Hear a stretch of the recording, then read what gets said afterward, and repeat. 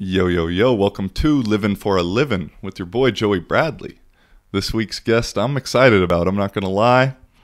We connected a couple years back through the power of social media. He is one of my favorite comedians currently, one of the better storytellers out, in my opinion. He also has his own podcast right now called Community Service. What else? Just a good dude. Spreading some good vibes, keeping it real. And he's a damn good dodgeball player. I think that deserves to be in the intro. So I'll shut up now. And our guest for this episode, my guy, Craig Conant. Living for a living, baby. How you doing? Yeah, let's start it up, dog. Do it. Ready, clap, clap. All right. Clap, clap. I like that. How you doing, though? You good, bro? It's fucking coffee, man. Yeah, I'm good. I'm really good. This pandemic is the best. Yeah, oddly, I'm making it during the pandemic, but yes, it is sad. It's sad. The fucking world is so sad. I feel the exact... Oh, shit. Hold on. Let me do one thing. My refrigerator turns on.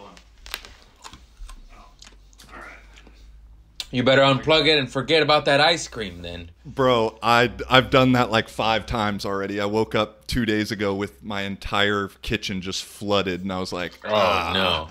Fuck, I gotta go grocery shopping again. Damn. But yeah, dude, this pandemic shit is crazy, but thank God for podcasting, huh? Yeah, I'm just stand up, you know. I finally found it, and now I could barely do it, just a little bit. Yeah, I was gonna say, is that like how much are you able to even get on at all right now? Nothing. It's limited, just very limited. Like I'll have 2 to 4 shows a week, which in a pandemic is actually killing it. Yeah. But before the pandemic, I was doing like 7 to 10, 11. Yeah, you were like 12. every night. I remember looking on your Instagram, and it was like, all right, I'm here at 7, I'm here at 8, and then I'm there at 9. I was like, damn, this dude's doing it. It's 3 shows a night, mainly on the weekends, but you know, still a show a night on the weekdays. And yeah, fucking. Do you feel like you're losing it a little bit at all, or do you like how? I mean, because you can't even really get like new material right now, can you? Because I mean, some people your are getting style new is so material. story. I don't. Yeah, dude. Some people are doing new material. I actually have some new stories I've been working on, but it's just everything. Progress is slow, you know. Like before, you could run it 10 times a week, and now you can run it, and then on top you run it 2 to 3 times a week if you're lucky, and then on top of that, the stand-up show is now at an outdoor bar where there's an outdoor band playing across the street. It's not the same. It's like a circus show. And people fucking walking by, and yeah, walking by, heckling. Harley Davidsons are now the worst hecklers on planet Earth. And you're just like, oh, you just have to wait. I did an outdoor show across the street from Cedars-Sinai Hospital. what? Yeah, bro. What? There was an ambulance every fucking... I mean, I'm sorry. I hope in comedy, you got to apologize for... I'm sorry for the victim in the ambulance. Dude, I know, we're like, so fucking politically correct now. You have to lead everything God. in with a... You know, I really feel bad for the victims. You know, at no point did I ever wish any ill will upon some poor bastard that got hit by a car in a fucking ambulance, but now I have to apologize for some theoretical stranger I may have offended. Yeah. Or and the person in the crowd that wants to take offense for it. Oh, fuck them. Fuck them all. I just woke up to Kevin Hart's post where he put his brand new baby in a onesie that said 0 fucks, which is the name of his special. Yeah. I just and watched like that people yesterday. are trying to cancel him, and he's just like, "Oh, fuck off, dude." That special, the baby I was can't shocked. Read. The baby can't.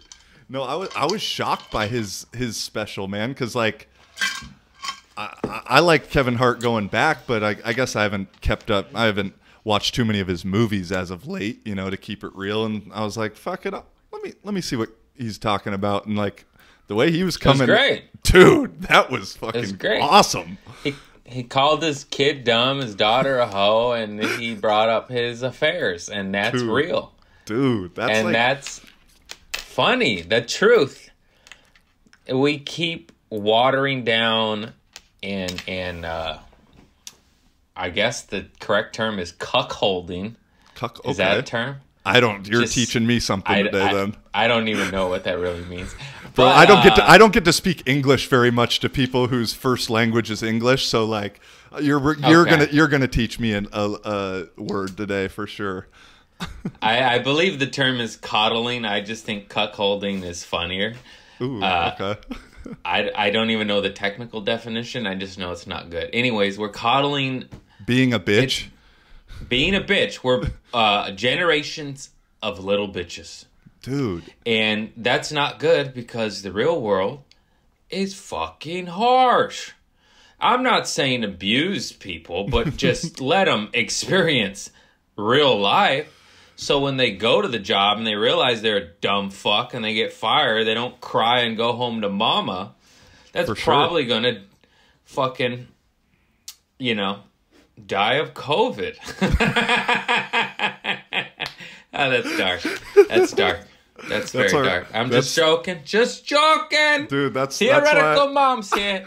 I was hoping, I knew having you on, like, that's what it's just so frustrating to talk to a lot of people right now because it's like just like lips are moving and everyone's just saying the right shit and I wish you well and how are you doing in these times and I'm not trying to be insensitive but god damn, like, can we just keep it real for once? And so I was like, man, I can't wait to have Craig on because Craig's just gonna say how he thinks it, which is so great. Yeah, they're all a bunch of pussies, man. They're all a bunch of fucking little bitches. I think we're about, I don't know how long it's gonna take, but I think we're on a, like, eventually we're gonna get to a limit where we're such pussies that like we gotta swing back into the other direction. Like, I've already noticed people are kind of starting to use retarded again. Like, I've thrown it back into my vocab, and like I'm waiting for some of those good like it's 90s. It's a good word, dude. I was raised in the 90s. You never ever once said it to anyone that was special needs. Never. You said it to your boys when they were acting stupid, dude. You didn't use it in a malicious way. Well, fuck you if you do use it in a malicious way towards anyone that is special needs. Then you're a monster, piece of shit, human being. But we never used it that way. And that's what's fucked. It's also it's like a 2,000-year-old word. If you look at its origin, it started in fucking Latin. Yeah, I did a little bit of research on it. I forgot most of it just because I was like, all right, let's Google this shit. It's Latin and it dates back 2,000 years, and it has a definition, and somewhere along the lines, I don't know, maybe some bullies ruined it for everybody, but I use it in my act, but I call myself retarded. I don't. Okay. It's not. It's used in the correct context if you can even use that. Yeah, I just mainly want to use it for like inanimate objects. I'm not even trying to use it for people. Like fucking these lockdowns are retarded, or whatever's like that. So what you said is what's going to happen when it becomes too sensitive, too politically correct, too pussy little bitch. You're just going to have an equal opposite reaction where it's going to get more crazy and more vicious and more vile, and that's bad. Then you just have these two polar opposites when in the middle, just most people might say that word or whatever the case may be in a normal, non-malicious capacity, and that's being taken away, and it's causing this like crazy mental behavior where people are like, well, fuck that, it's like, no, I never had to get there. Just have and say and do and be what you want, as long as there's no violent, malicious intent. You know, it's we've gotten to the point now too where like victimhood has become cool almost, you know, and yeah, people are like, you, or maybe not cool, but it's become like a currency on social media at times, and I'm just like, dude, like, it's cool to be a rat now. It's cool yeah. it's cool to rat out another human being for being human and fucking up and Yeah. having a fault. Heavens forbids they're fucking perfect. When you look under a microscope, every single goddamn, even Mother Teresa has done some shady shit. It happens. For it sure. happens. That's how we learn. That's how we evolve. That's how we grow. Everyone's fucked up. We're just all doing our best.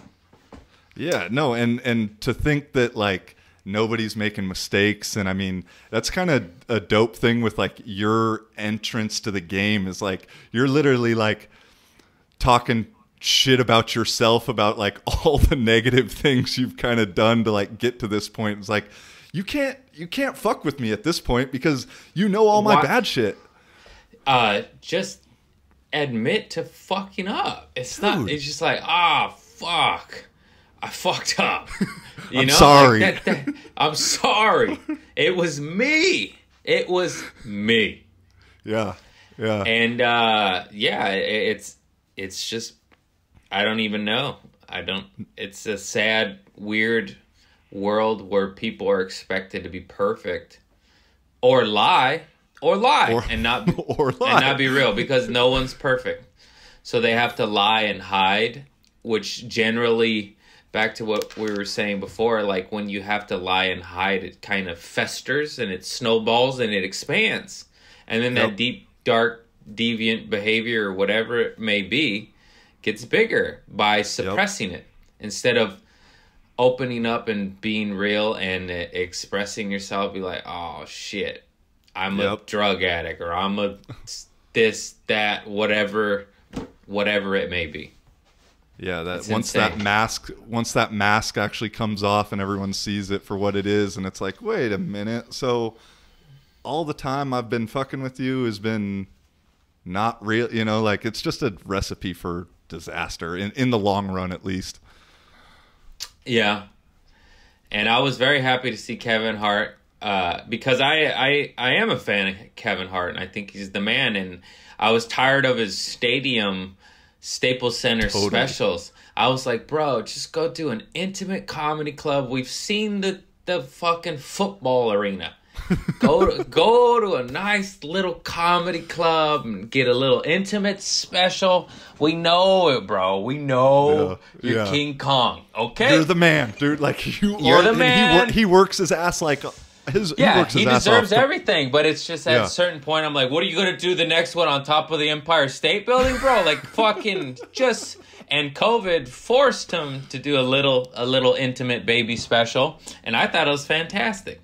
No, it's been one of my favorite things I've seen right now on Netflix. I mean, as everybody, I'm sure Netflix I've been trying to stay off it as much as possible, doing the pod and vlog and other editing shit, but there's only 24 hours in the day. You can only do so much, you know? Yeah. So where are you actually? Turkey? I'm in Czech Republic right now, Czech actually. Republic. But You just traveling, or what are you doing over there? Dude, I've been last like 5-6 years I've been playing American football over here. I do know that, yeah. Yeah. Oh yeah, we got to get into the dodgeball story eventually. Yeah. But so yeah, this year I was playing in Spain to start the year in Barcelona. We got through like 5 games, season got canceled in 2 days, and then went through like 2-3 months in Barcelona, strict lockdown. Came out here, life was kind of normal for summer out here, and then right before playoffs, shit got canceled. That was about 7 weeks ago. So we've been on lockdown pretty much last 2 months out here. And then I just signed today, and I'm moving to Finland in like 2 weeks to go play next year over there. Nice.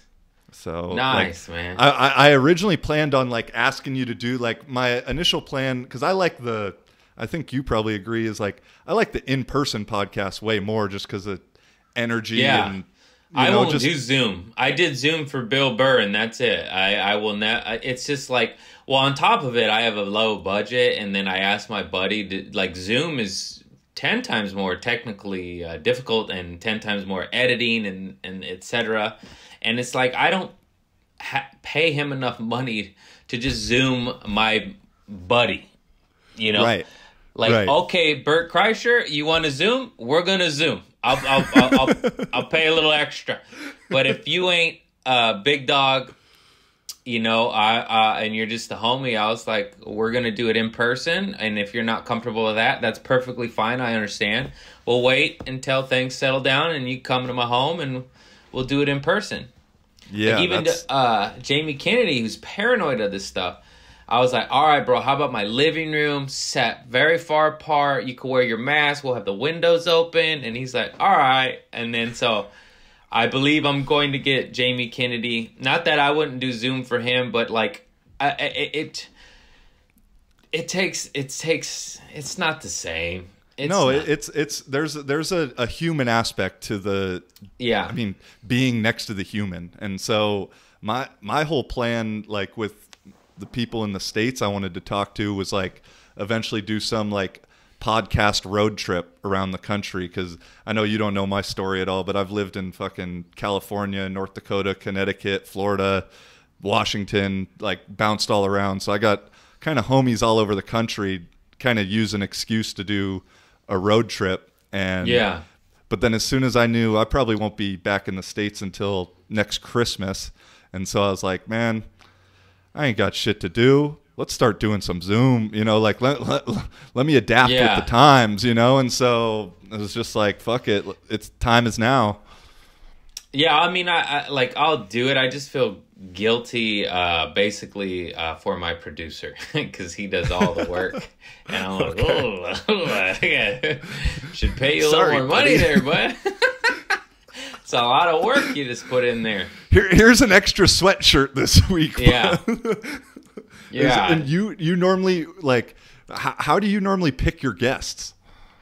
Usually they're just friends from stand-up. Okay. Comedy homies.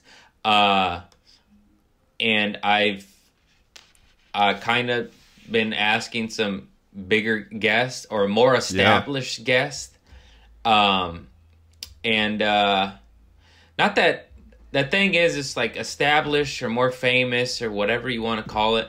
Every person I've had on my podcast, like I believe in, they just don't have as much exposure. Like there's so many brilliant stand-ups and just it's just exposure, man. It's crazy. Viral videos or TV credits or movies. Like I know some people that have been on TV that aren't nearly as talented as people that have never been on TV, you know, and there's no right or wrong answer. I'm just saying, like, a lot of my earlier guests, they're all brilliant. It's just, you know, it's just time. It just takes a long fucking time, dude. For sure. Yeah. And, for sure.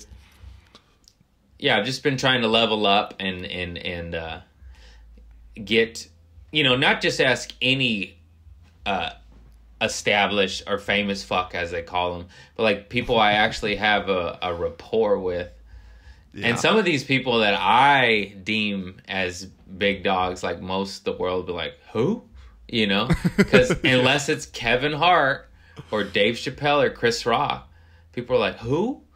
Like I told my dad I had Bill Burr, and he's like, huh? Like, you know, like, oh, that SNL guy, huh? And I was like, yeah, he's literally one of the greatest comedians ever. Dude, so good. I love, that was a good one. I finished it. I think I watched it a couple days ago, and I was like, all right, that was a fucking good one. I was just nervous to start because the only other time I've seen Burr on someone else's was like Theo's, and Theo's and his was like so fucking awkward, and I was like, all right, come on, Craig. And I was like, at the end, I was like, yeah. I just got really lucky. He saw my shit on the internet and likes me. Dude. Bro, I mean, that's a lot of people are like that, bro. I mean, I mean, it sucks we kind of have to use these metrics at times, but like it is what it is. But I think when I first hit you up, I think you were at like 15 or 18,000 followers or something, and I checked, like right before we start this, bro, you're almost at the 100K now. I was like, I'm so close, dude. It's been driving me nuts because Instagram changed their algorithms. I was like this, and then Facebook bought them, and it went, and I'm just like, and it's not just me. It's all my homies. It's anyone less than 1 million followers. It's really weird. It's kind of fucked up because it's like, hey, if I make more money, you make more money. Come on. Yeah, I know. But yeah, it's across the board. Like, I talk to my buddies, comics and non-comics. My girl too, her videos. Like, she's like, how do I have 9,000 followers and 50 people saw this? You are pushing it down. And it's fucked up because not only it's like they want you to pay for ad money, right? So you want me to pay for ad money to advertise to fans that I've earned, I already have them. Not even new fans, to my people, my posse. Yeah. That's why I think it's so fucked up. He's like, why don't you just let it get out? Basically, it was fine. Facebook came in. And it took a shit. Took a big old doo-doo, bro. How long ago was that? Jesus, I don't know. Maybe like 6 months. Okay. I don't. It was a big merger. I don't really remember, but that's when all the changes started. They put the little shop button where the heart was. I'm like, oh. That's right. Yeah, we got Reels now. I mean, they're just trying to compete with TikTok now. And then they made the DM like connect with Messenger. It's like, no, I wanted those separate. Right. Like just the annoying nuances where they think it's getting better, and it's like, no, you're fucking it up. The reason people like Instagram is because it's different than Facebook. We don't want them the same. Yeah, it's just all fucking merging right now. No, it's and now Twitter did fleets, and everyone's like, dude. Oh, you idiots. Reason we like Twitter is because it wasn't like Instagram. They're all just soon Twitter's going to be posting all pictures. It's like, dude, what are we doing right now? Oh my God. I heard you say in the Burr thing that like you were you actually prepared for this one, like kind of a little nervous and shit. Like you normally just go into it willy-nilly with the homies and stuff. I was going to go into it willy-nilly, and then fans reached out. They're like, don't do what Theo did and try to go in willy-nilly and riff because it was awkward. That's what everyone said. What people don't know is like Burr and Theo get along. Like Burr's just an older generation, and he probably was just shitting on them, and that's what we do. They're boys, like I shit on my younger, not that I'm big in the game, but like you got a couple comics that are 2, 3 years, 4 in, and you're 8, 9, 10 years in. You just talk shit. It doesn't mean you hate them. You love them. That's why. Exactly. It's a brotherhood. You just like, hey, fuck, you suck. Oh, you ate shit on that shit, and they're your friends. It's fine. Like that's what it was. But the public sometimes are like, oh, that was awkward. And it's like, no, he's just talking shit because they're homies. If they weren't homies, he wouldn't have talked shit. Anyways, totally, I wrote notes. I don't think I touched any of them because he was so kind, and he just guided the shit, and I just let him go because I'm not about to interrupt him, And it just went where it went, and I didn't really get to any of my notes. I think I got to like maybe 2 out of 10. Okay, but it was just really cool. Yeah, really I feel like when like last couple ones I've been doing, I go into it very, very minimal, and then ironically, like I get you on, and I'm like, all right, I gotta prepare a little something, and then we start talking. I'm like, all right, it's just a fucking conversation. Like I already know what I want to talk about, like a couple things to get brought up, but it's I think when you script it out too much, then it becomes some like interview, like 60 Minutes kind of thing, and that's not what we're doing with this. Yeah, I just wanted my podcast to be conversational and just have no, like, just requirements, no, Right. like, oh, we have to do, who cares? Podcasts are fun. I mean, of course, there are podcasts like, educational ones or self-help or murder mystery Yeah, you're going to need a little structure. You're going to need a beginning, a middle, and end. But I'm not that, so I don't need that. I'm not that. Yeah. I know. Yeah, I was just thinking too, like, because it's like November, almost Thanksgiving, let me start actually before I ask this one, because I wanted to shout you. Is like, I fucking love that you went from Burr to your cousins. Like, that was like for guests. Like, that was like one of the coolest things in my mind fucking ever, bro. And it's like inspired me in a way, because I've been thinking like it'd be fun to just do one with my mom or my dad, or like like some those like are just the random fun. Those are the people you've known your whole life. Yeah, and like and to get that on film, because like whether my shit really blows up or not, like at the very least when I look back in 20 years, 10 years, I'll be like, dude, look at the conversation we had, and to have it with someone that's truly, truly, truly a part of your life like that, like that's fucking dope. You and your cousins, I mean, that one was almost one of the most entertaining ones I've seen, and I don't know them, and like. Yeah, they're crazy. Great, dude. It was great, bro. I was They're sitting there, fucking and so what I was gonna say, or what I was gonna ask, is like, your family doesn't come off as like too strict a rule followers, and so what's Thanksgiving like gonna be at your crib? You guys doing it, or what do you, or just blink once if it's actually happening, or like? Yeah. Well, my dad doesn't give a fuck, and we're going. How old is he? 73 or 74, I forget. Okay. Born in 1946, so 74 now. Okay. And then my mom doesn't. She gives a fuck, but wants to see us. Yeah. But my uncle... The fuck of seeing the family is higher. Yeah.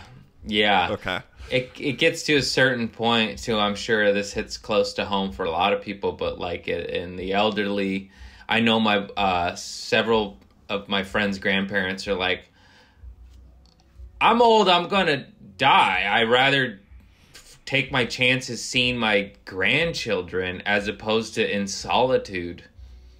Yeah. And I've heard that come out of many old people's mouth, because they're just like, fuck it. What's the point if I'm in prison? And it's a sad, horrible reality of this world. But I believe if I was in that age, I would be the same. I'd be like, I want to see my family.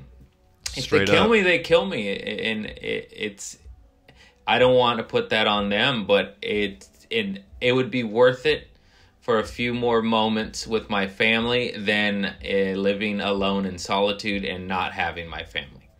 That's just me and my personal opinion and preference. But that's how my mom is. She's like, I don't care. I do care, but I don't care because I love you so much, and I don't want to live my life without you guys. So I'll take my chances. Yeah. For sure. My dad's just crazy and doesn't give a fuck. Yeah. My uncle, on the other hand, my uncle on my white side, he has asthmatic his entire life, and is he's one of the it could be very bad for him, so he canceled Christmas, and that's sad, and it's sad. Yeah. And I'm just gonna send him some shit through the post office. Instead of go to his house Christmas Eve, which we've done every year of our lives, my entire life. We always go... okay. Which is ass backwards. Okay. We always celebrate white side Christmas Eve and Mexican side Christmas morning, which traditionally is the opposite. Right. Oh. Normally, Latinos, especially Mexican culture, celebrates Christmas Eve at midnight, but not us. I And don't that's know. when everyone opens a presents Yeah.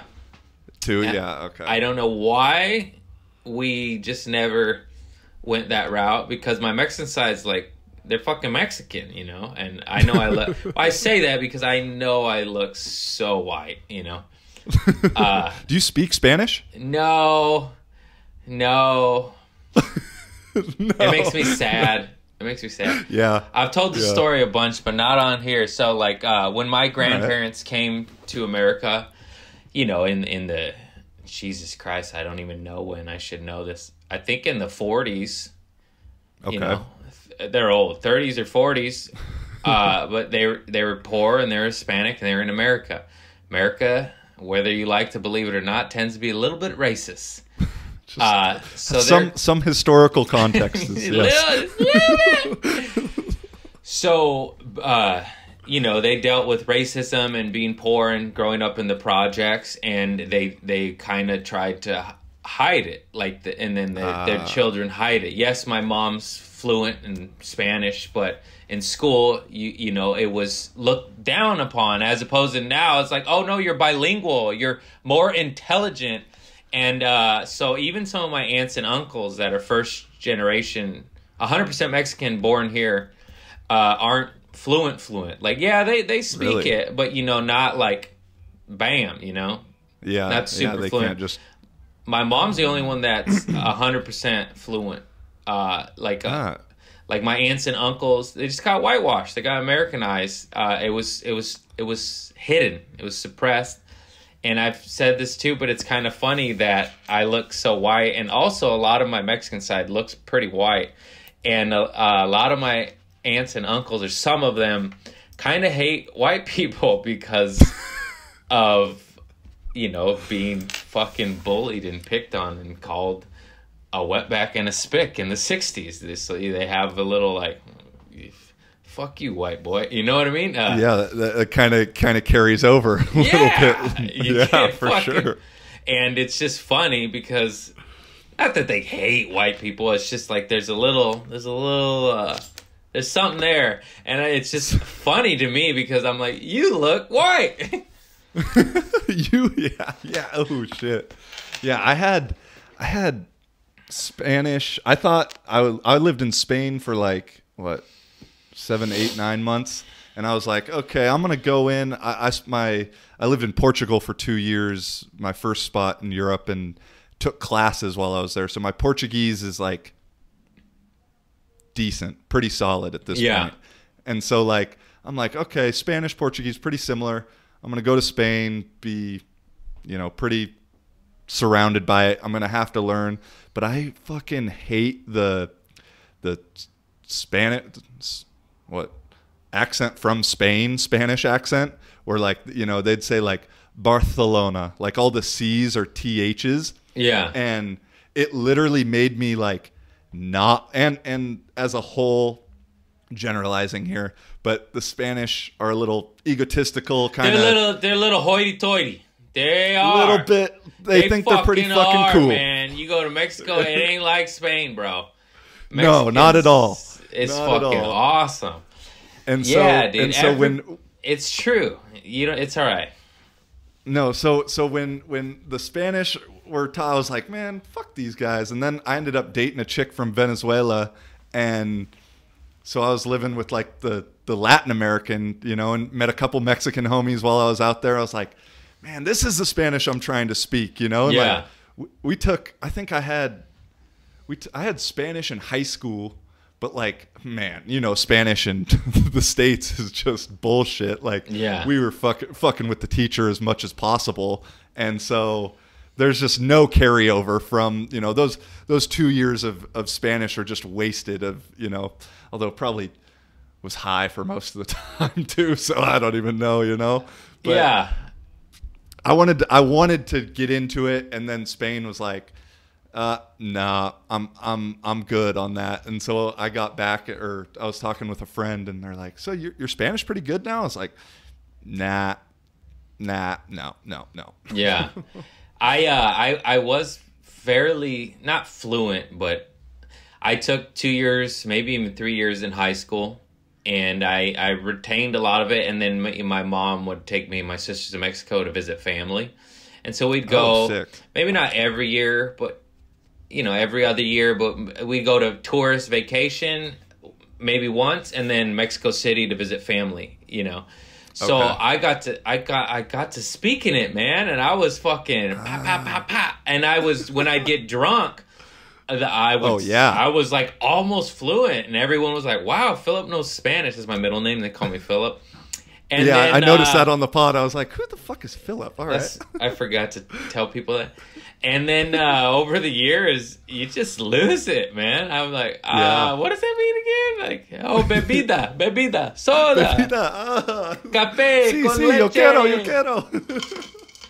But I mean, well, shit, you could probably get it back then. It's somewhere up there. I hate saying like I do speak a little bit of Spanish. Like if they're not speaking super fast, I can understand what they're talking about. Right. But if they're fast, I'm like, hey, slow down, man. Más despacio, por favor. I mean, it's much slower. Tú muy rápido. Muy rápido. See, I got it. Yeah, you got it. Puedo entender un poquito. Yeah, exactly. That's dope. Yeah, I mean, language is cool because we're really we all say the same shit, more or less. Like, hey, what's up? How are you? Like maybe some expression here or there is different, but like for the most part, it's all the same shit, just different noises. Yeah. Like that's the funniest shit about traveling around out here is like everywhere you go, they'll be like, oh yeah, we have this expression in Czech, or we have this expression in Polish, and then they'll try and translate it, and it'll suck. It like won't be a very good expression, and I'll just be like, yeah, and they're like, it's better in my language. It's better in my language. It's like, yeah, no shit. I fucking hope so because it sucks in English, dude. Yeah, it's true. Yeah, but I think now that getting into it, bro, like I want to almost like reminisce a little. It's like we're almost, I mean, yeah, we're friends. We, dude, thinking about the just random fucking connection of like how this has came to be and how the random fucking dodgeball match back in West Hollywood was that. Oh, that was so fun. Oh, dodgeball. Dude, I miss I know you're fiending, dude. I know you're fiending. Oh, like, I don't even like to talk about it. I just get sad. Oh, I love dodgeball. When's the last time you played?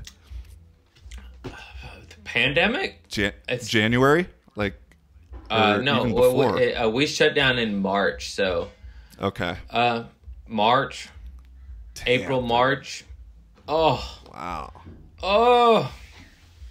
Yeah, no, I was just like laughing and reminiscing. I was telling some buddies that like I'm having you on here, and they're like, "How do you know this guy? Like what's the fucking connection?" And I was like, "Well, I just randomly messaged him on Instagram, like, because his shit was funny one day, and he responded, and then like within 3 messages of saying some shit, like you'd sent me your address and phone number, and so I hope you're a little more lenient on." Yeah, I was pretty grateful you're not a weirdo. Yeah, dude. No, I did that to like maybe just like a half dozen people through the internet, and then I was like, you shouldn't do this anymore, because I'm just in my head I'm a regular dude, but as you grow, and I still am, but as you grow with followers or whatever the fucking thing, I hate even saying that, but shit gets weird. Shit gets weird. You know what I mean? I can imagine. People look at you a certain way, and you're like, I'm still struggling, guys. Like, what do you think I am over here? You think I'm?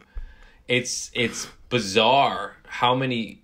It's new and it's weird, and people look at you and get excited, and especially in kind of the LA area too. It's kind of like magnified a bit, wouldn't you say, or no?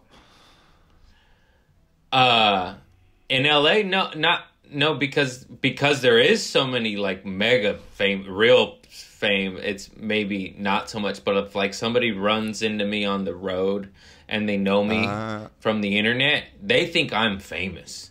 You know. Oh, okay, I got you. You know, and I'm just like, I bet you have more money than me. Like, you know, like my Camry is 16 years old. Yeah. Don't let the followers fool you, guys. I'm doing well. I'm getting by, but I'm like, you know, you have a kitchen now, right? I have a kitchen. Put it this way, I've got a kitchen this year, 36 years old. I got a kitchen. What about dishwasher? You got a dishwasher in the kitchen? That's when I'm 42. That's the game plan. Okay. That's the next. That's our next step. I got a dish rack. 99-cent store, bro. This year when I was living in Spain was the first time I've had a dishwasher in the last like 5 years in Europe. Did you know that dishwashers are not necessary? You have to wash the dish before you put it in the dishwasher. I sound like Seinfeld. It's true. My dad has a dishwasher, and I still have to wash them, put them in maybe it disinfects them, whatever. But, like, if you have a dish rack, you wash it, you set it, it dries. Yeah, you still got to get it pretty damn clean before it's you can't cleaning just it throw for it you. in there with fucking meatloaf on it. You gotta wash it off. And then I'm just like, well, what's the point? 2 more circles, and I don't gotta go through a whole nother fucking step. It's and pay some money. The biggest scam in the world. It's just. Well, I'm glad I found a soft spot. I'm anti-dishwasher. Anti-dishwasher. That's where we're taking a stand right now. What like getting kind of back to like you said you played baseball growing up? Yeah. Like until how old? Junior in high school, and then I quit for marijuana. Oh, that sounds we have some similarities actually, bro. Like I played up until junior year of high school too. I was playing football still, but once I started smoking weed, bro, hitting the baseball just got way more difficult. Yeah, it's just I was a tiny guy and I knew the amount of work I had to do, and I was good. I was fundamentally good. I was and what'd you play? Shortstop, second base, third base. All right. Utility infielder, and that's me as well. And then they're like, all right, you got to run a mile every day and do push-ups and sit-ups and get stronger. You know, I was a pretty good hitter too. And then, but obviously not for power. And then I was like, I could just go hit the bong and eat potato chips. And that's what I chose. No push-ups required. And I regret it because, I mean, I don't know how far I would have went, but I probably could have played some college ball. I was pretty good, man. I was on every all-star team ever in my career. And, I may not have been the best player on the all-star team, but I made it to the, like if I was shortstop and I made the all-star team, maybe I was second base or right field, but I still played, yeah. I was a valued player. I was and drugs, man. Drugs. Long story short. When did you first start smoking? When I was 12. 12. But then I became like a stoners at like maybe 14, 15, like freshman, sophomore. Okay. Probably summer going into sophomore year, because I smoked, but I didn't smoke. And then something happened where I was like, oh, this is life, just I love this. all day, every day. And then that's when it became a problem. Stoners. I smoked weed for 17 years, stoners. But I always say this, but if you're smoking like Snoop Dogg and you are not Snoop Dogg, put the fucking pipe down and go get some shit in life, because it made it made me lazy, and it saved my life from other horrible drugs that I got involved with too. So I'll always love marijuana, but it made me It made me want to eat cereal and watch Lord of the Rings. Straight up, dude. And it made me want to chill. And chilling's nice, but this is a competitive, vicious world. You gotta go out. You gotta get stuff. You gotta work hard. And the weed, it's, in my opinion, for me and what I do, it was a dream killer because it made me lazy. It killed my motivation.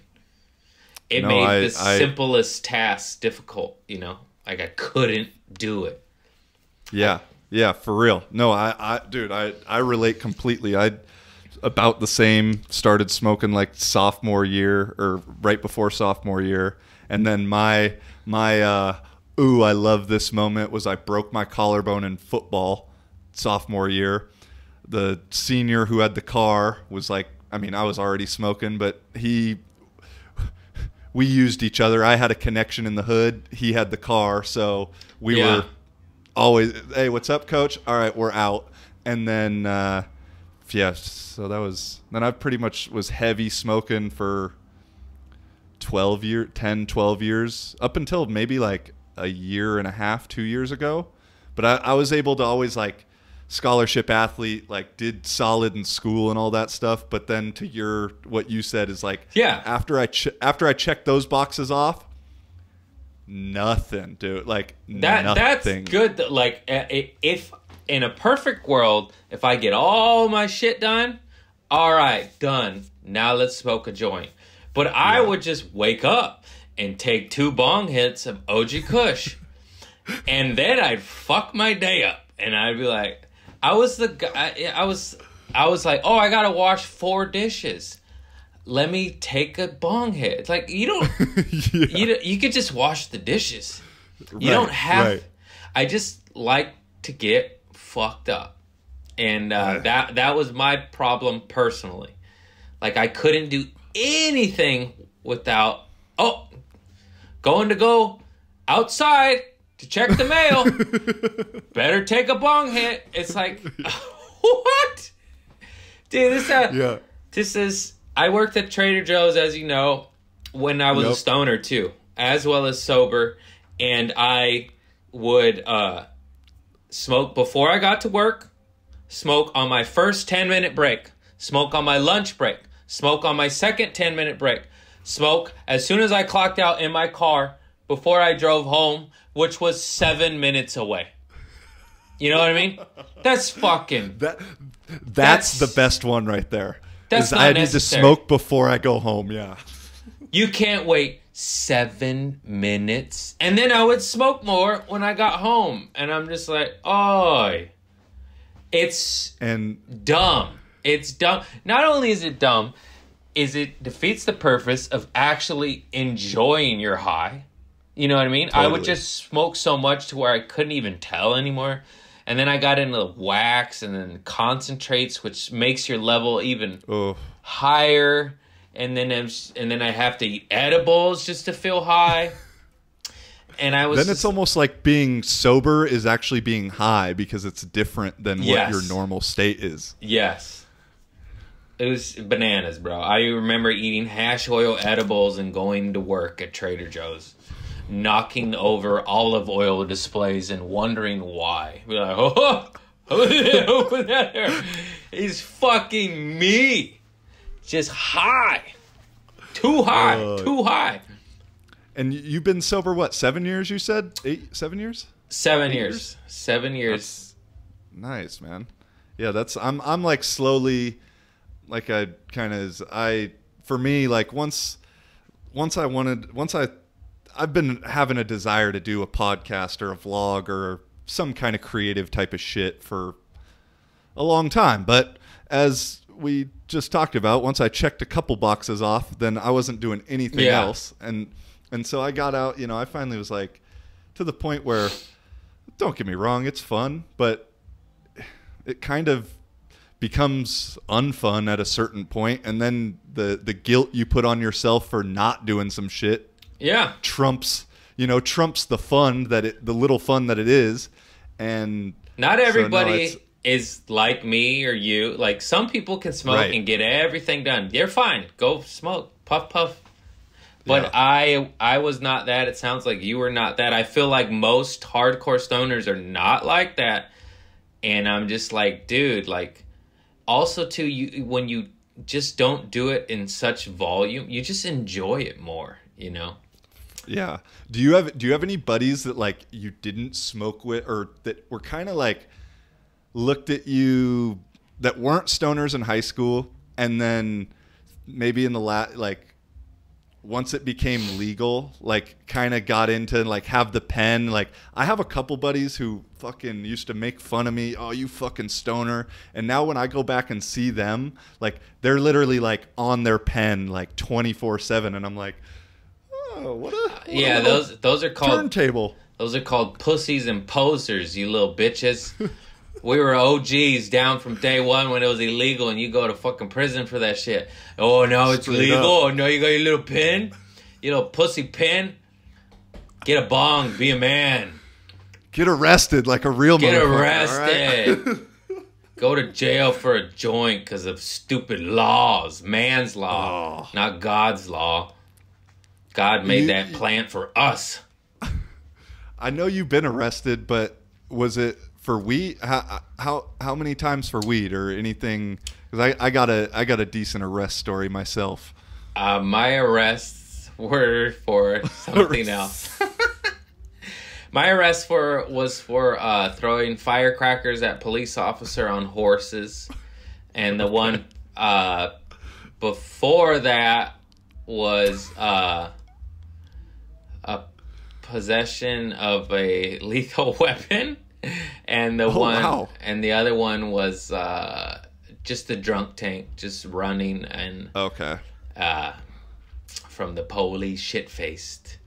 Ah, okay. So never actually for the weed though. No, I got lucky. I never got a DUI, never got weed, because I always had a little bit of weight, not crazy, but I was Right. slanging. So I had a quarter pound, upwards to a pound, just a small little time. When I was not no Pablo Escobar, it was just to the homies to support my habit. That's all it was. You were smoking for free. Yeah. I get it. I totally, I mean, I got, I guess I said arrests, but it arrests also. And I got lucky because I got caught with some weight at some, but of all places to get caught, Montana is the state to be caught in, because they had at the time the highest limit from misdemeanor to felony. Nice. And I think I had like 2.5 ounces. I was driving back to North Dakota for summer for school and ball, and I had I think a little bit more. No, the limit there is 70 grams, and I had 2.5 ounces, and so I had just a little bit more. And luckily, they like didn't weigh it or whatever, and I just got a misdemeanor. Had to spend the night, or my dad bailed me out of jail like 5 minutes before I would have had to spend the night in jail. Yeah. And California I remember I talked. never was like that. It was super strict like other states. Right. So I think that's why. But yeah, I'm sorry. Go ahead.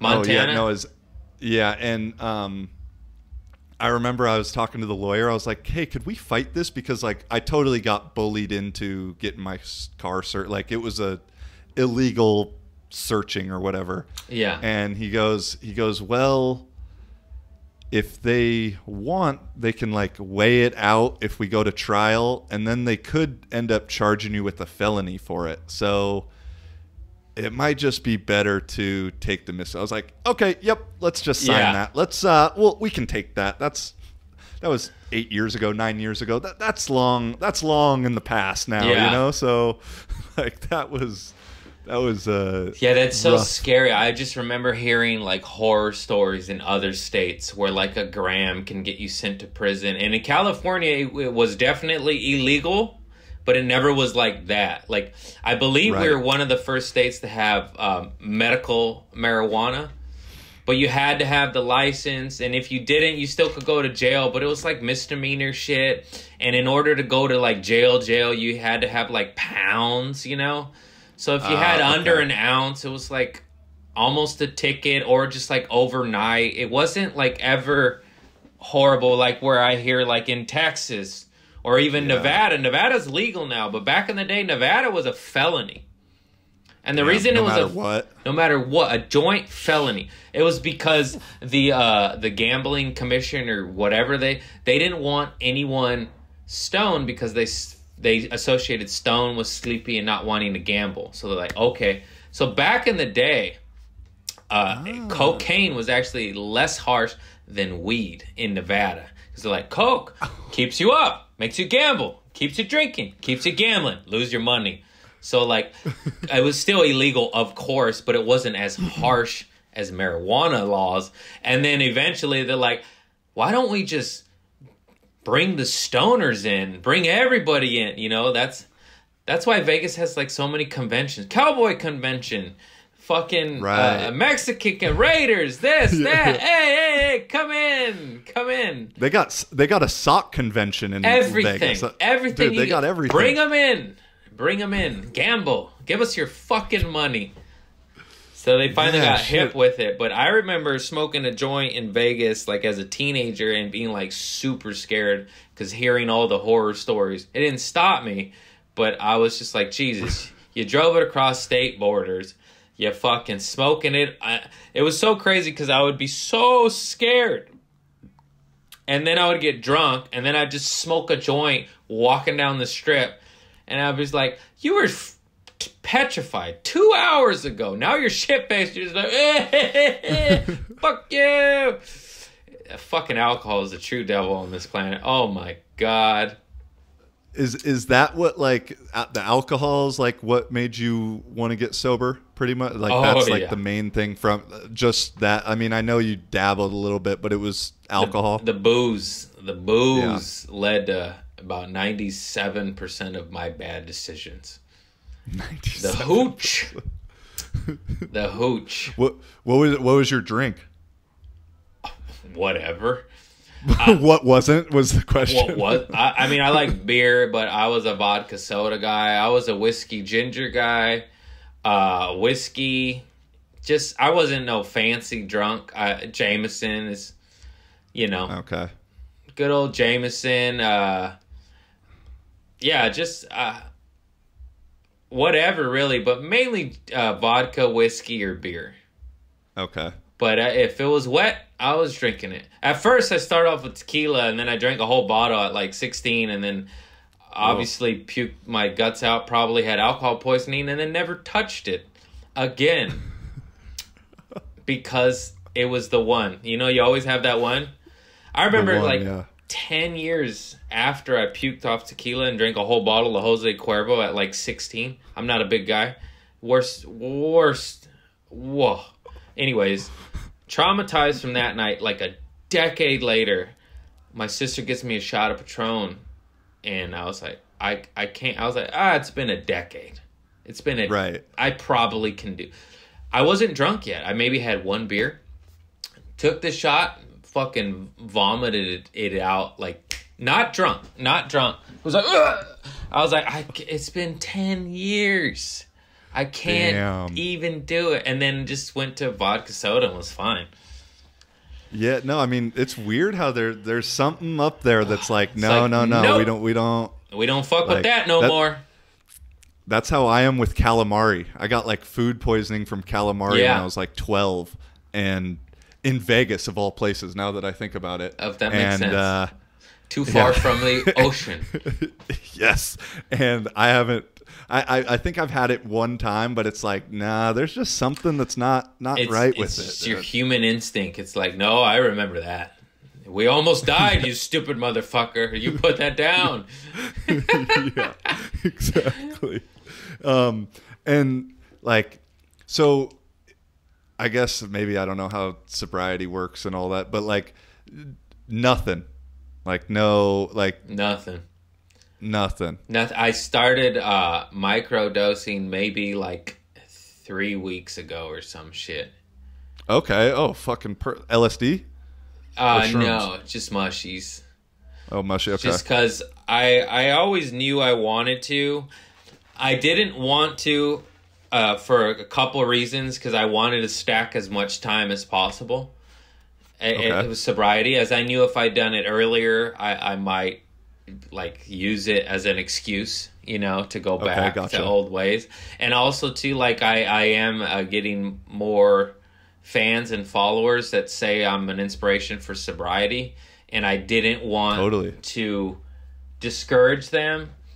But I am a fan of all things natural, and I hate that a lot of my friends are on head meds, and some of which it's amazing, it helps them, it saves their life. Some of which it makes them crazier and suicidal. So I'm like, I don't want to try head meds. I want to do, diet, nutrition, workout, go in the ocean, a little microdose, you know what I mean? And just more and more studies are showing that, and I have friends that microdose, and I'm like, hey, buddy, eating 1.5 grams ain't a fucking microdose. And doing it every day, you're supposed to do it like every third, fourth day and help just see shit differently. Or a couple days in a row and then take a couple weeks off or something. Yeah. And the studies I read, I believe you're supposed to do it every other day, even every third day. Take 0.3. Okay. And maybe 0.4, and then some of my buddies, it's like, dude, you're microdosing every day. And then also, too, you're eating more. And then some days you just trip and you eat a half-eighth, an eighth. I'm like, you're doing it. You're a drug addict. You're doing it wrong. And that's what I was terrified of becoming, as well as inspiring. But I just know I have a ton of friends that have done it correctly, and they all say, like, dude, it saved my life, It goes in there, it stirs up the fucking happy juices, but not in an abusive way, in an abusive state to where you're draining it. And it's helped me a lot, because, it's fucking hard, man. Like, stand-up kind of got taken away. Dodgeball got taken away. Yeah, I'm doing it, and it's the world, this war and famine and COVID, and it's just fucking low vibe. So I'm trying. We constantly have to battle to raise to a higher vibration, and it's fucking work, dude. It's annoying. Like, it's just constant maintenance. And you heard me. I quit baseball for drugs. I'm lazy. Like, I don't want to work this. I was like, oh, God, I got to juice. I got to eat organic. I got to reduce meat. I got to go run. Ugh. What the fuck? No, that's it's interesting you say that, because that's what I've been. I had never done a psychedelic until maybe 1.5, 2 years ago or whatever, and they're game changers, man. Oh, dude, the ultimate, the ultimate hippie saying of the first time I did acid changed my life, and 100% for me. Dude, 100 fucking % for me. And I only took, I think, like 3/4 of a tab, like half and then another quarter or something. Some acid can be really strong. Like, I remember taking some, like, one hit and frying balls for like 10 hours. I was like, this is too long. This is too much. I enjoyed it, but I was like, I got to go back to life at some point. For real, yeah. And no, exactly. That's... Mine was good. Like, mine wasn't, I wasn't like, I didn't see nothing unless I like really closed my eyes, but it was just that like stream of consciousness and just some like realizations that needed to happen, and so this that's the most I've ever done. But then over the last like 1.5 years or so, I don't know whether it's been hearing shit from Rogan or reading a little bit of something, but like the microdose idea, I've been experimenting here and there with. And dude, I've only done shrooms once, and it was a small amount too. But with the LSD, dude, it's it's a like I almost view it as like a performance enhancing drug, like on the microdose level, where like, dude, when I'm starting to play foot, like obviously not in season or whatever, but I can throw the ball like incredibly. Like I'm curious to hear if maybe that'll help with you with like dodgeball moving forward. And because, dude, after that first time I did it and I went back to Finland and was playing like that off season, like, okay, I'm thinking I want the ball there. The ball goes there. You know? And so like there's some shit to it that you're more at one with the universe, the matrix, whatever the fuck you want to call it. You're more fluid, you're more in the moment, you're more. I remember tripping. I used to eat a lot of mushrooms in high school, and and then and I used to eat a lot of mushrooms. Period. That's one of my bits where I say I ate mushrooms 5 days in a row, and I thought I went retarded, and that's when that's where I said it was in my act, and it was true. I was just like, oh no, like I fucked up, like it's too many days, and anyways. It changed me in the sense I truly believe that the first seed ever planted for me to get sober was on mushrooms before it was ever a thought. Because because I remember tripping off mushrooms, and like you, of course, you appreciate nature more. That is a real thing. You just look at all life, growing life, and you're like, oh, look at that. I'm into plants now. I believe mushrooms had a heavy part in that. As well as, like, I remember tripping balls and on the come down, be like, what are you doing, man? Like, stop drinking, stop doing drugs, go hug your mom, tell her you love her, get better. Like, just an overall healing thing. And then, of course, as soon as I came down, I'd go fucking cop Norcos or Oxycontin because I was a drug addict. But before that, I was like, you gotta change, man. You gotta clean it up. You gotta be better.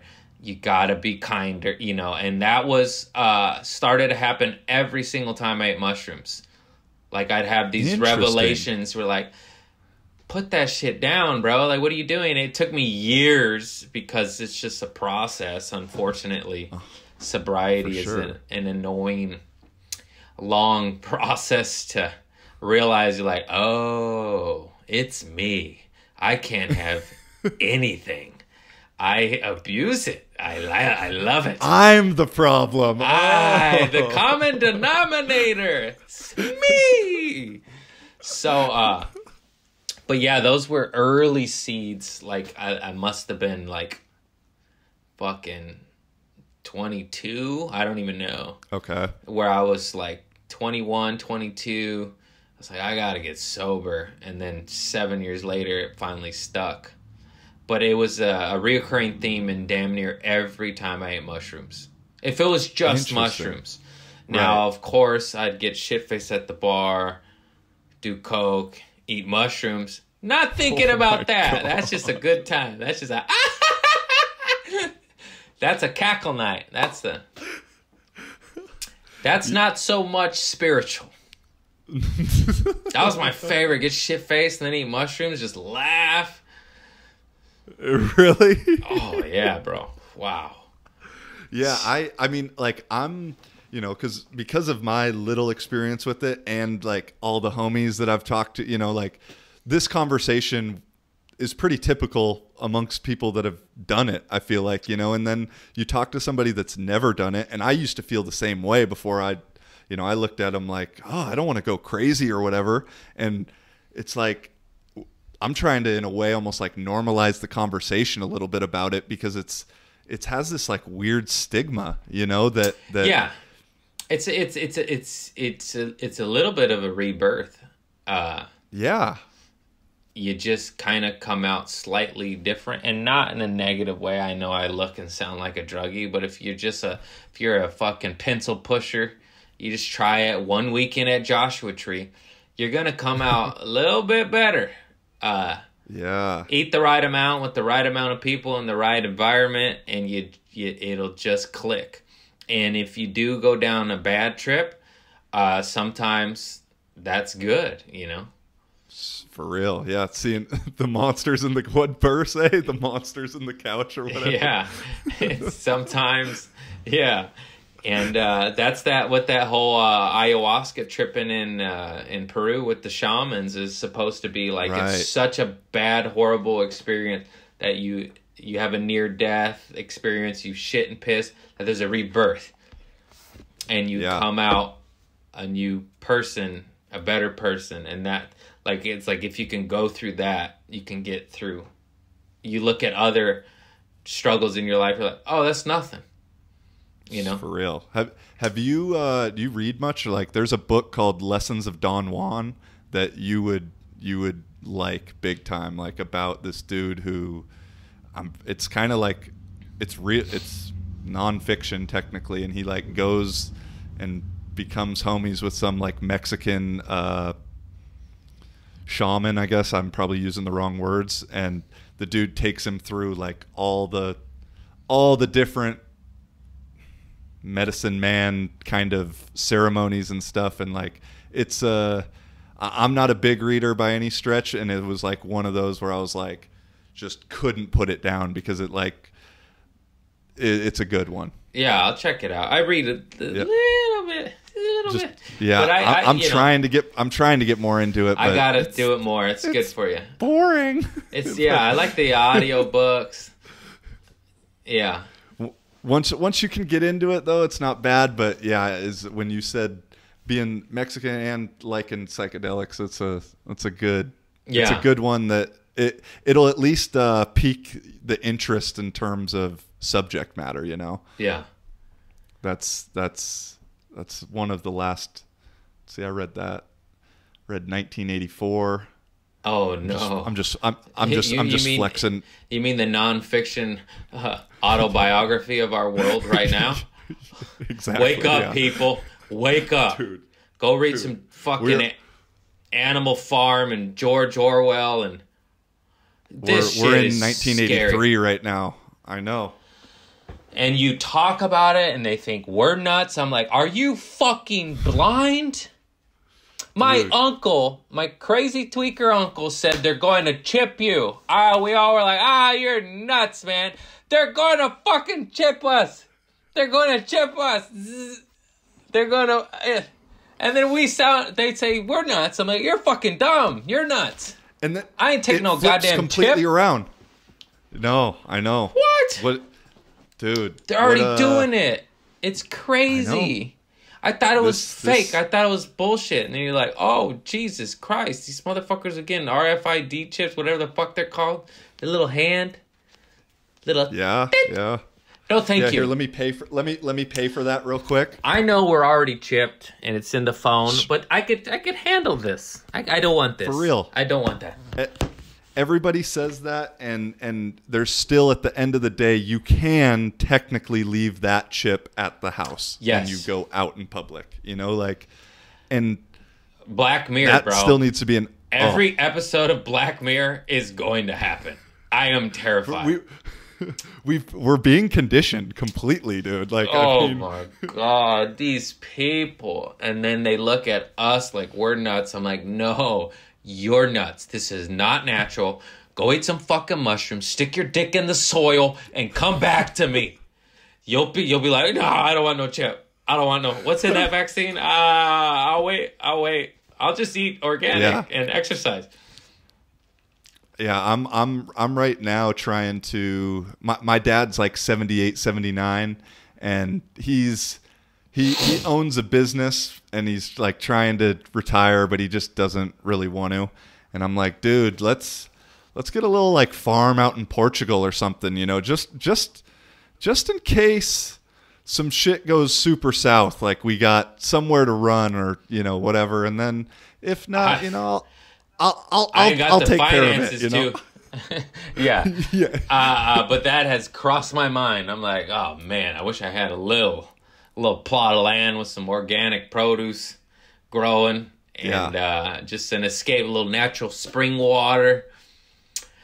Well, dude, I mean, if the idea does go further, like I am researching right now in Portland, you can get some pretty good bang for your buck, like with some land next to the beach, like that is. And Yeah. Portugal has a thing where if you spend a certain amount on real estate, you become like an automatic resident. Nice. So there's no like visa or nothing. So just keep that one in the back of your mind, bro. Cause so Yeah.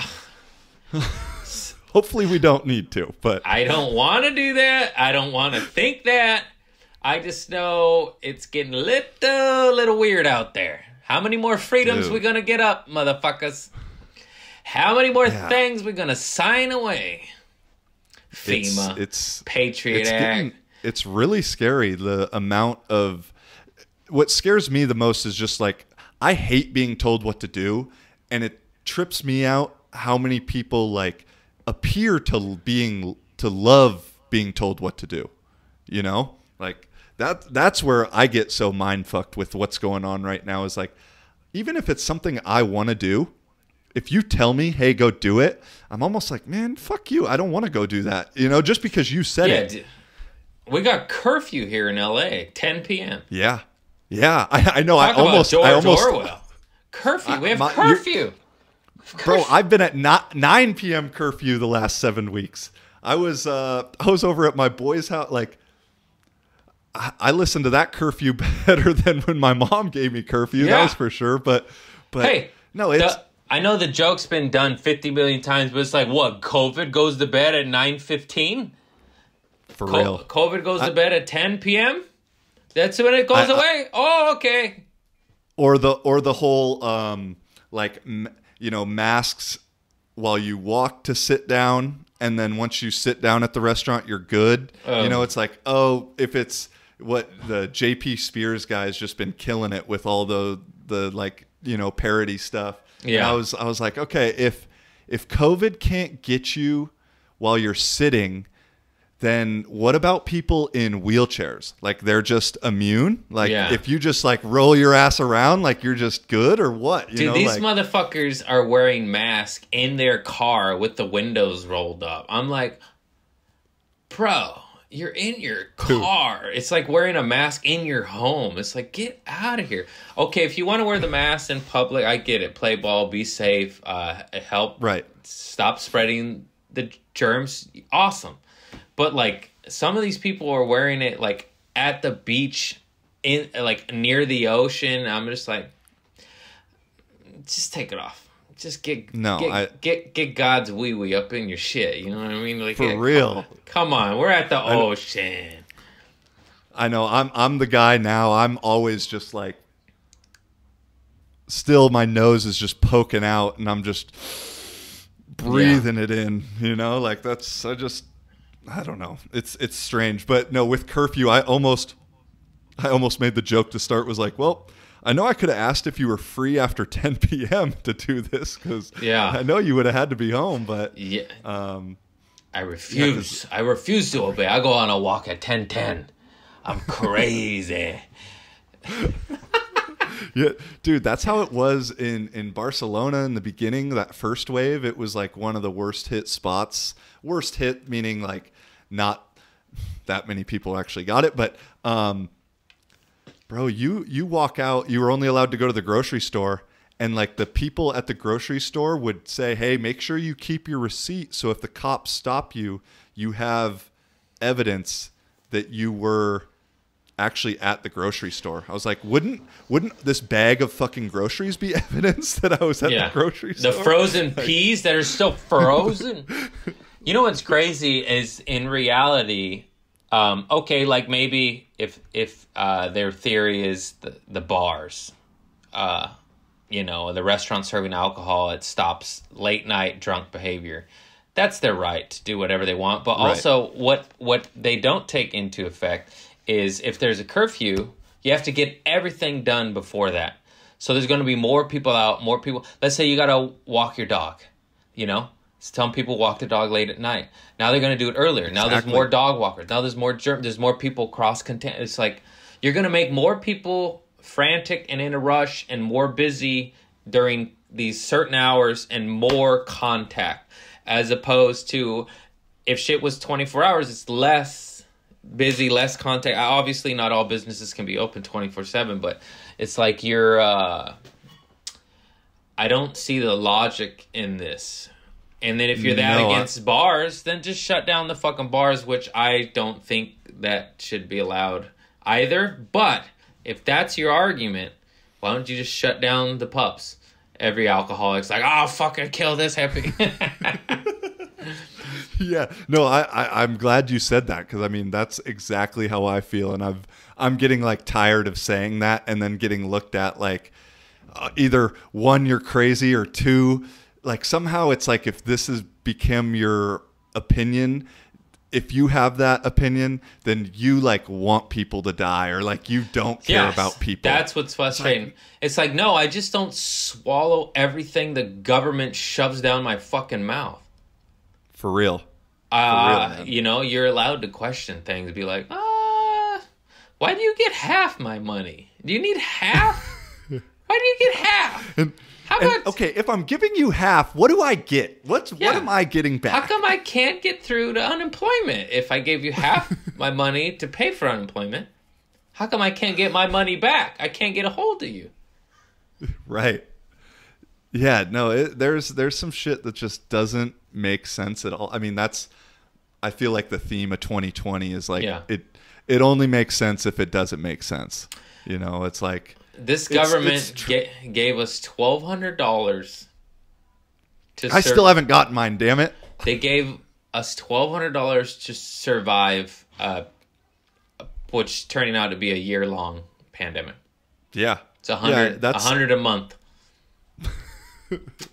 Good luck. Good luck, America. That's the difference out here in Czech Republic. I was hanging out, ironically, smoking a teeny bit of weed over lockdown with one of my buddies who is a bartender. And as I just have this spiel about, I don't smoke anymore, you know, but he's a bartender at...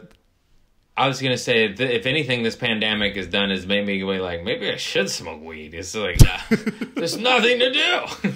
Dude, wait, sorry, go ahead. I got, that was exactly my thinking. I was like, I was in a good rhythm, and I was like, fuck it. Yeah, that's fine, bro. Like, I don't have anything to do for a couple days. Let me time travel. You know what I'm saying? Yeah. Like smoke, go to sleep, wake up, eat, smoke. You know, and then in 3 days, it's like, oh, it's Friday now.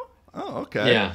But the out here, my bartender buddy, I was like, dude, are you not tripping over like not making any money? Because like. He said we've been shut down now for almost 2 months here. He has.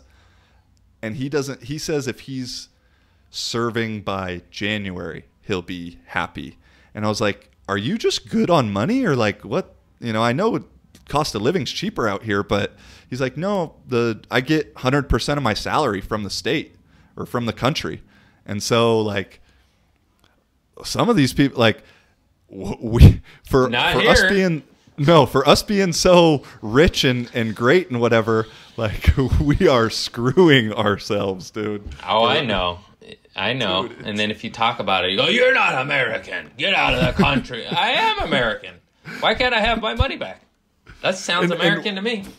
The funniest thing about that statement is like America was founded on divide, and America was like founded on us leaving a place because we didn't like what was going on. And so then to be like, if you don't like it, then leave. It's almost like, well, that's actually technically pretty American of me to do that. You know, like if we're going to the base level, and it's just, there's so much weird hypocritical bullshit going on right now. We left a country to not pay taxes, and somehow we pay so much taxes. And then to get any handout from the government that we then funded, it's like pulling teeth.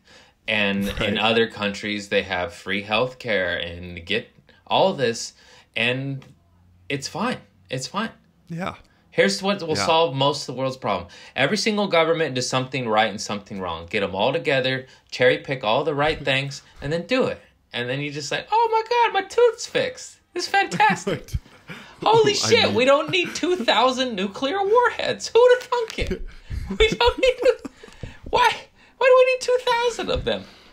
The 2 new jets that just cost like, I'll say a wrong number, 500 million each or something. I don't even know, you know. How about you fix my shoulder? Yeah. I have a cavity that's really fucking with me right now. Could I? It's $600. You don't gotta need that. Hey, I'm about to piss and shit my pants though, man. I was gonna say how much time you got. We gotta wrap it up. We just killed an hour and a half without even doing it, dude. I had too many liquids, bro. Yeah, that's all right. I was just gonna say, I mean, switch. I didn't even put what we just talked about in, which just naturally comes up. But, and I guess I'm just curious with how's dating life going? You got a girl and everything? Yeah, I got my girl. It's the first girl I've ever lived with. Okay. So it's scary new territory, but it's going pretty good. Especially during some lockdown times? Oh, yeah. Well, we quarantined together in a studio. So, I mean, if we could get through that, we could get through anything. Word, yeah. Yeah, no. I did the same shit. It's good, yeah. And she's what probably she has in an the room going, "What are you saying?" And I'm just what the? And what she has a cat too? Because what I hear, there's two cats now, Mr. Cat and they're our cats. I always say that. I'm like, clean up your cat's throw up. And she goes, "It's our cat." No, but we have Mr. Cat and Boo. One's a boy, one's a girl. They're both fixed, and one's a little bit more mine, one's a little bit more hers. But we both love them so much. They're the cutest little whippersnapper. I never thought I'd be a cat lady either. I was a dog guy my whole life, and they're fucking awesome. Nobody gets it until you get one. That's all I'm gonna say. I actually hated them because I was like, I don't trust them. And I got a good one. I was like, oh my god, these guys are awesome. Now I'm a fucking cat lady, dude.